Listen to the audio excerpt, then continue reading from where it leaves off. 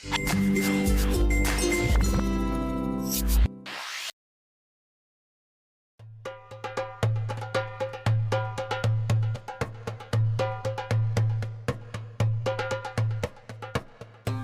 Ibrahim adalah putra dari Azar. Ia dilahirkan di wilayah kerajaan Babilonia yang saat itu diperintah oleh raja bernama Namrud. Namrud adalah raja yang sangat sombong. Raja Namrud juga dikenal sangat kejam kepada siapa saja yang berani menentang kekuasaan dan perintahnya. Pada suatu malam, Namrud bermimpi melihat seorang anak laki-laki yang memasuki kamarnya dan mengambil mahkotanya. Keesokan harinya, ia memanggil peramal yang sangat terkenal untuk mengartikan mimpinya tersebut. Peramal lalu mengartikan bahwa anak yang hadir dalam mimpinya tersebut kelak suatu saat akan meruntuhkan kerajaannya. Namrud pun marah mendengar hal itu.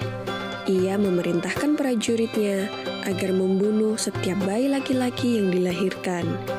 Azar, yang istrinya saat itu sedang mengandung, begitu khawatir akan keselamatan bayinya. Ia khawatir bahwa bayi yang ada dalam perut istrinya adalah seorang bayi laki-laki yang selama ini mereka dambakan. Untuk menyelamatkannya, Azar mengajak istrinya bersembunyi di dalam gua yang jauh dari keramaian. Di gua itulah kemudian bayi tersebut dilahirkan dan diberi nama Ibrahim. Agar tidak diketahui oleh orang lain, Azar dan istrinya dengan terpaksa meninggalkan Ibrahim yang masih bayi itu di dalam gua dan sesekali datang untuk melihat keadaannya.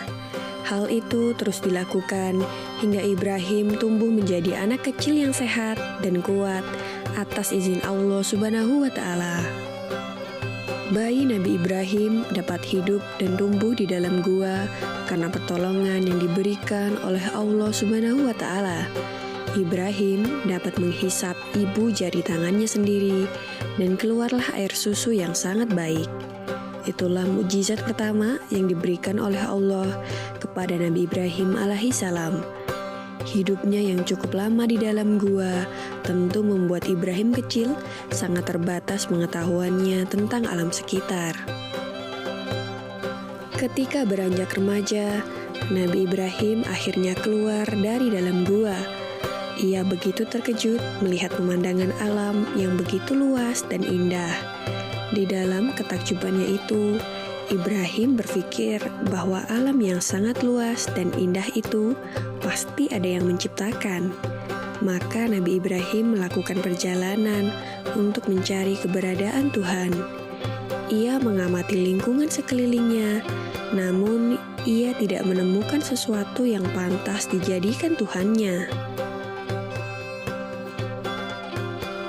Di siang hari, Ibrahim melihat begitu cerahnya matahari menyinari bumi.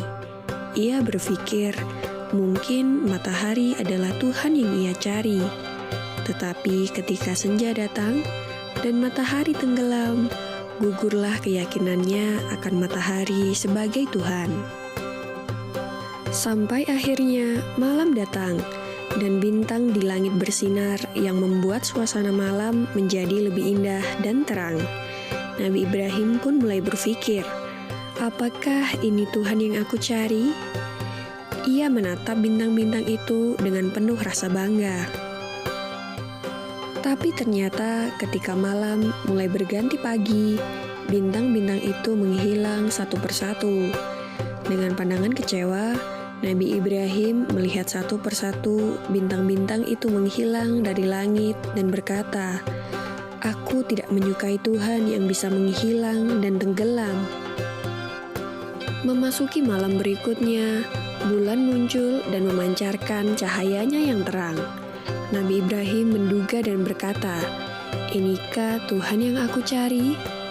Maka ketika pagi datang, bulan hilang tanpa alasan seperti yang terjadi pada matahari dan bintang.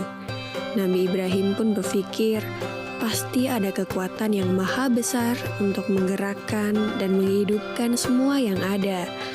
dan Nabi Ibrahim pun percaya bahwa hanya Allah Subhanahu wa Ta'ala yang Maha mengatur segalanya. Demikianlah kisah Nabi Ibrahim alaihissalam dalam mencari keberadaan Tuhan. Semoga kisah ini dapat membuat kita semakin percaya bahwa hanya Allah Subhanahu wa Ta'ala satu-satunya Tuhan yang Maha mengatur segalanya. Amin ya Robbal Alamin.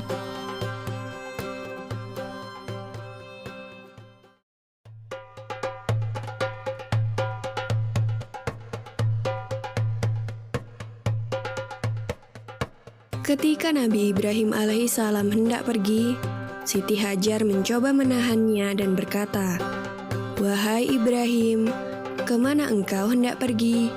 Apakah engkau akan meninggalkan kami di sini tanpa bekal untuk mencukupi kebutuhan kami?" Nabi Ibrahim tidak menjawab dan tetap beranjak pergi. Siti Hajar pun kembali bertanya, "Apakah Allah yang memerintahkanmu melakukan hal ini?" Nabi Ibrahim pun menjawab, "Ya, Allah lah yang memerintahkanku." Siti Hajar pun kembali berkata, "Kalau begitu Allah tidak akan membiarkan kami." Mendengar jawaban Siti Hajar, Nabi Ibrahim pun akhirnya pergi dari tempat itu. Setelah melewati sebuah bukit, hingga tak terlihat oleh Siti Hajar dan anaknya Ismail, ia pun berbalik. Ia memandang ke arah Baitullah sembari berdoa meminta kepada Allah agar segala kebutuhan istri dan anaknya senantiasa tercukupi. Nabi Ibrahim kemudian kembali ke negeri Syam untuk menemui istrinya Sarah atas perintah Allah. Di padang pasir yang tandus bernama Makkah itu, Siti Hajar kebingungan mencari sumber air untuk Ismail yang terus menangis karena kehausan. Maka berlarilah Siti Hajar ke sana kemari tanpa arah tujuan. Berkali-kali ia pulang pergi antara Bukit Syafa dan Marwah, tetapi tidak didapatnya setetes air pun. Tiba-tiba Siti Hajar mendengar suara yang memerintahkan agar Ismail diletakkan di sebuah tempat. Maka diletakkanlah Ismail di tempat sesuai perintah yang ia dengar. Dengan izin Allah Subhanahu wa Ta'ala, kaki bayi Ismail yang menghentak-hentak itu seketika muncul mata air dari dalam pasir dengan derasnya. Lalu Siti Hajar pun segera meminum sepuasnya dari sumber mata air itu, dan Ismail pun berhenti menangis. Tak lama kemudian, mata air itu makin melimpah. Jibril pun berkata kepada air itu, "Zam-zam," yang berarti berkumpullah. Maka dengan izin Allah, mata air itu mengumpul. Sampai sekarang, mata air itu tidak berhenti mengeluarkan air, dan dapat kita kenal dengan sebutan air Zam-zam. Peristiwa berlari-larinya Siti Hajar antara Bukit Safa dan Marwah dalam mencari sumber air akhirnya dijadikan salah satu rukun haji yang dinamakan sa'i. Para muslim yang menjalankan ibadah haji diwajibkan berlarian kecil sebanyak 7 kali antara kedua tempat itu. Kemudian datanglah suatu rombongan kafilah Arab dan suku Jurhum yang kebetulan sedang kehausan dan mencari-cari air. Sampai di kota Mekkah, tiba-tiba mereka melihat burung-burung yang sedang berterbangan di atas suatu bukit. Mereka menduga pasti ada sumber air di tempat burung-burung itu. Dan ternyata dugaan mereka benar. Di tempat itu, mereka dapati Siti Hajar dan putranya Ismail berada di tepi mata air yang jernih dan makmur. Maka orang-orang Arab itu menemui Siti Hajar dan memohon izin untuk mengambil air dari tempat itu. Siti Hajar mempersilahkan dan minumlah seluruh anggota kafilah itu dengan puas. Setelah sekian lamanya, kemudian Nabi Ibrahim datang ke Mekkah untuk menjenguk istri dan anaknya. Sesampainya di sana, terkejutlah beliau melihat mata air yang melimpah dan tenang di tempatnya. Juga di sekitarnya terdapat desa yang subur dan makmur. Beliau pun lega karena istri dan anaknya ternyata masih hidup sehat dan tercukupi. Siti Hajar lalu menceritakan semua kejadian yang pernah ia alami kepada suaminya. Mendengar itu, Nabi Ibrahim kemudian memuji kebesaran Allah Subhanahu wa Ta'ala yang telah mengabulkan doanya terdahulu, agar istri dan anaknya itu serba dicukupi kebutuhan hidupnya.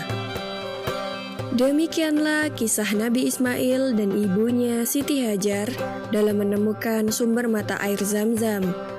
Maha suci Allah atas segala kebesaran dan kuasa-Nya.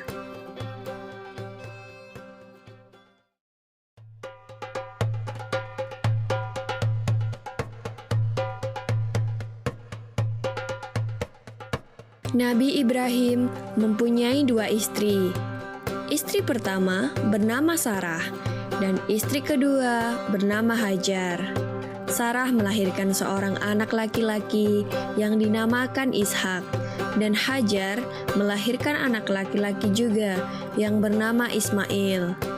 Sarah merasa kurang senang hidup bersama Hajar.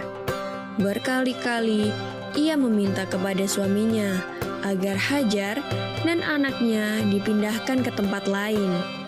Akan tetapi, Nabi Ibrahim tidak segera menurutinya. Barulah setelah menerima perintah dari Allah, Nabi Ibrahim mengajak Hajar dan Ismail pindah ke Mekah.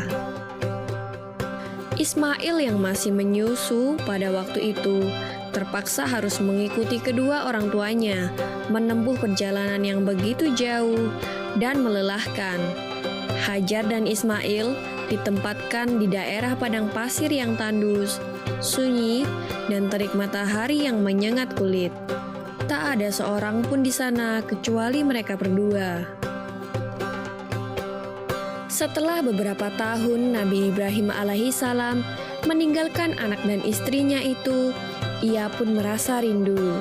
Beberapa kali ia mengirim utusan untuk melihat keadaan anak dan istrinya itu. Dan ketika utusannya mengatakan bahwa anak dan istrinya dalam keadaan yang baik-baik saja, Nabi Ibrahim pun merasa lega. Ternyata kehidupan istri dan anaknya itu diberi serba kecukupan oleh Allah Subhanahu wa Ta'ala. Hajar dan Ismail dianggap sebagai pemilik dan pemimpin di Mekah, karena mereka berdualah yang pertama kali menetap dan bertempat tinggal di sana. Demikianlah Nabi Ibrahim tidak dapat menahan kerinduannya. Ia pun berangkat ke Mekah dan bertemu dengan Hajar dan Ismail di padang Arafah. Anak dan istrinya itu sedang menggembalakan hewan ternak yang cukup banyak. Dalam perjalanan pulang ke Mekah, setelah menggembalakan ternak, mereka beristirahat di Musdalifah karena kelelahan dan akhirnya tertidur. Dalam tidurnya yang sebentar itu, Nabi Ibrahim alaihissalam mendapat wahyu melalui mimpinya. Ia diperintahkan oleh Allah untuk menyembelih Ismail. Anak kesayangannya itu harus dikurbankan sebagai bukti patuhnya Nabi Ibrahim terhadap Tuhannya. Seketika itu juga, Nabi Ibrahim terkejut dan berdebar-debar. Tampak begitu beratnya ujian kali ini. Ia pun akhirnya menguatkan hati demi rasa cintanya yang lebih besar kepada Allah Subhanahu wa Ta'ala. Ia juga pada akhirnya memberitahukan mimpi itu kepada Ismail. "Wahai anakku Ismail, dalam mimpi aku diperintahkan oleh Allah untuk menyerahkanmu sebagai kurban, dan aku harus menyembelihmu. Bagaimana pendapatmu, wahai anakku?" Kata Nabi Ibrahim. Ismail pun menjawab, "Wahai ayah, sekiranya itu perintah Allah, maka laksanakanlah apa yang telah diperintahkannya kepadamu. Aku akan tetap sabar dan ikhlas menerima cobaan ini." Dikisahkan iblis berusaha merintangi perintah Allah kepada Nabi Ibrahim. Berkali-kali iblis membujuk Nabi Ibrahim agar tidak melaksanakan perintah itu. Namun Nabi Ibrahim tetap melaksanakan perintah Allah, dan godaan iblis yang begitu dahsyatnya tak akan mampu meruntuhkan ketaatan Nabi Ibrahim kepada Allah. Nabi Ibrahim membawa Ismail ke atas bukit. Di sana, Ismail mengenakan kain penutup mata dan pedang tajam pun sudah dipersiapkan. Ketika pedang itu sudah berada di leher Ismail, tiba-tiba tubuh Ismail pun diganti dengan seekor kambing yang gemuk oleh malaikat Jibril. Dengan demikian, selamatlah Ismail dari penyembelihan. Allah Subhanahu wa Ta'ala berfirman kepada Nabi Ibrahim, "Hai Ibrahim, kau sudah melaksanakan perintahku dengan ikhlas. Sebagai gantinya, aku berikan binatang ternak untuk disembelih. Ini adalah cobaan besar bagimu." Peristiwa itu terjadi pada tanggal 10 Dzulhijjah di Mina, dan sampai sekarang dirayakan seluruh umat muslim sebagai hari raya Idul Adha.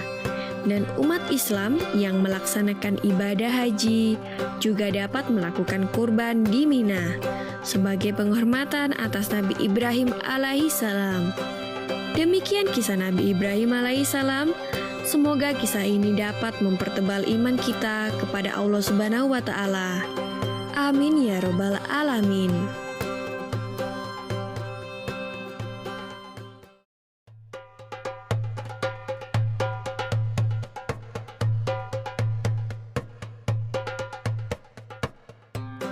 Saat berkunjung ke Mekah, Nabi Ibrahim mendapati putranya yang sedang duduk di dekat sumber mata air Zam-Zam. Setelah Nabi Ismail melihat kehadiran ayahnya, ia buru-buru berdiri dan menyambutnya dengan hangat. Kemudian Nabi Ibrahim berkata kepada putranya, "Wahai Ismail, sesungguhnya Allah memberiku suatu perintah." Nabi Ismail menjawab, "Jika demikian, lakukanlah apa yang diperintahkan oleh Allah kepadamu, wahai ayahku." Nabi Ibrahim kembali berkata, "Apakah engkau akan membantuku untuk itu?" Nabi Ismail menaati ayahnya. Ia bersama ayahnya mulai memindahkan dan menyusun batu-batu untuk membangun Ka'bah Baitullah. Nabi Ibrahim membangun Ka'bah dengan bantuan anaknya, yaitu Nabi Ismail, hingga sempurna bangunannya. Lalu datanglah malaikat Jibril membawa sebuah batu hitam dari surga yang disebut dengan Hajar Aswad. Ia memberikan batu tersebut kepada Nabi Ibrahim agar diletakkan di salah satu sudut Ka'bah. Setelah menyelesaikan pembangunan Ka'bah, Nabi Ibrahim dan Nabi Ismail berdiri dan berdoa, "Ya Allah, terimalah dari kami amalan kami.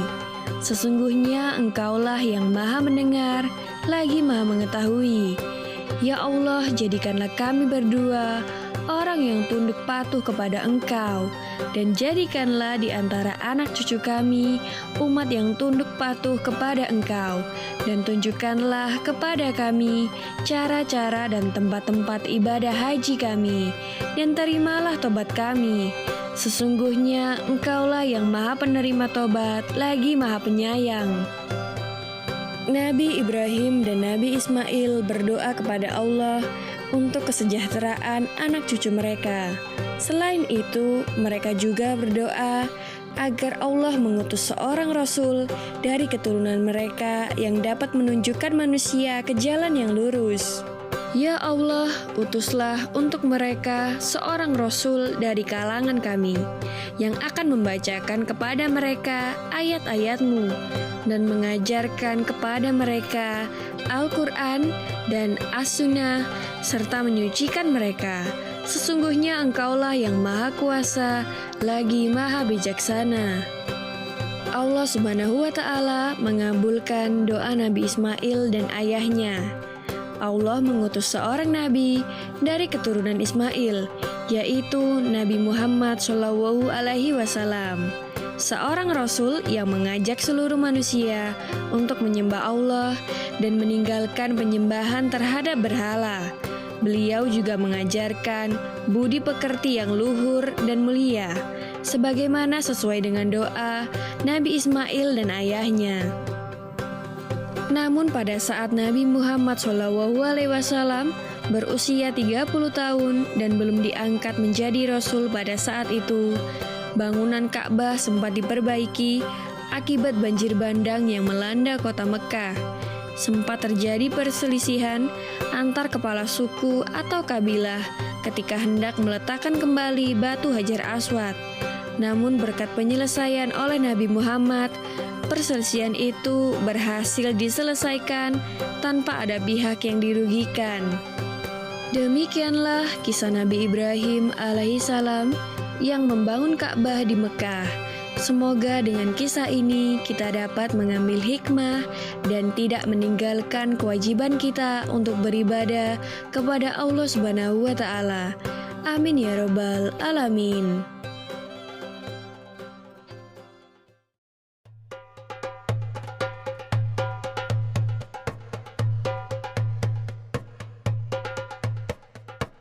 Setiap nabi dan rasul diberi mukjizat yang berbeda oleh Allah Subhanahu wa Ta'ala.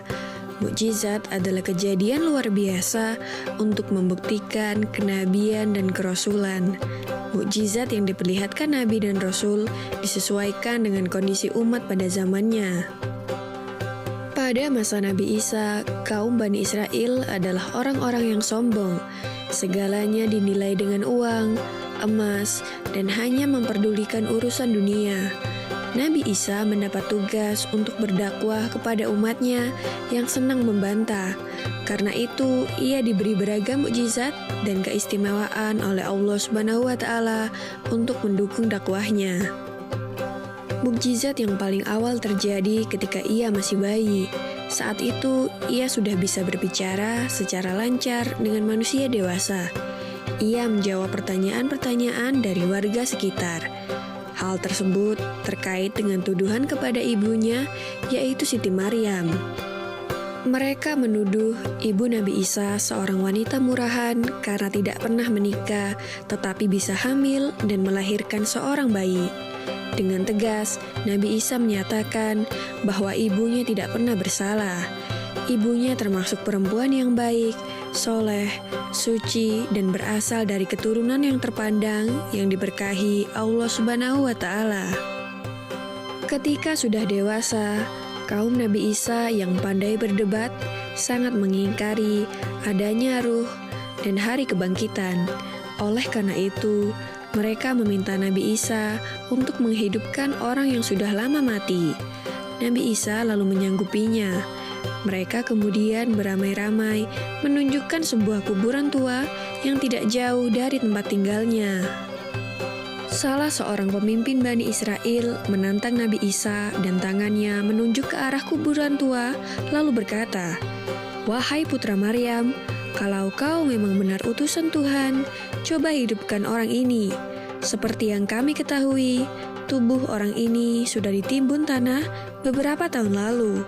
Kami yakin rambut dan tubuhnya sudah tidak ada karena dimakan cacing. Kamu jangan bermimpi dan berbohong, wahai Isa. Jika kamu bisa, kami akan percaya kepada dirimu dan Tuhanmu," kata warga lainnya dengan nada sinis meragukan Nabi Isa. "Baiklah, akan aku bangunkan orang ini atas izin Allah Subhanahu wa Ta'ala," jawab Nabi Isa yang terlihat tenang. Nabi Isa kemudian menadahkan kedua tangannya untuk berdoa kepada Allah Subhanahu wa Ta'ala. Kemudian Nabi Isa mulai mendekati kuburan itu dan ia memanggil-manggil penghuni kuburnya. Seketika orang yang sudah mati itu hidup kembali. Anggota tubuhnya tetap utuh dan masih lengkap sama seperti dulu ketika ia masih hidup. Ia juga dapat berbicara dengan orang-orang yang ada di sana, terutama dengan Nabi Isa. Apakah kalian sudah percaya dengan adanya hari kebangkitan atau hari kiamat? Tanya Nabi Isa. Orang-orang Bani Israel tidak ada yang berani bersuara. Mereka semua bungkam dan masih terkejut melihat peristiwa yang baru saja mereka lihat. Lalu salah satu dari kaum itu berkata dengan nada yang berteriak, "Kami masih belum percaya dengan kenabianmu.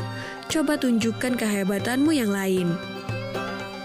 Nabi Isa pun bersedia dan menanyakan kepada mereka, "Apalagi yang ingin kalian minta untuk membuktikan kenabianku?" Salah satu dari mereka pun berkata, "Perlihatkan kepada kami cara membuat burung hidup dari tanah liat." Nabi Isa kembali berdoa kepada Allah Subhanahu wa Ta'ala. Selang beberapa menit, ia mengambil tanah liat yang ada di sekitarnya. Tanah itu dibentuk seperti burung, lalu ditiup, dan jadilah burung yang bebas terbang ke sana kemari. Ini merupakan bukti jika ruh itu ada pada setiap makhluk hidup. Sudahkah ini menunjukkan bahwa Allah Subhanahu wa Ta'ala Maha Kuasa? Ucap Nabi Isa, "Kami masih belum percaya kepadamu. Itu semua hanya permainan sihirmu. Dasar kau pembohong," kata para pemimpin kaum itu yang segera meninggalkan Nabi Isa. Demikianlah kisah Nabi Isa yang dapat menghidupkan kembali orang yang sudah meninggal. Semoga kisah ini dapat memperkuat iman kita terhadap adanya hari akhir atau hari kiamat yang benar adanya.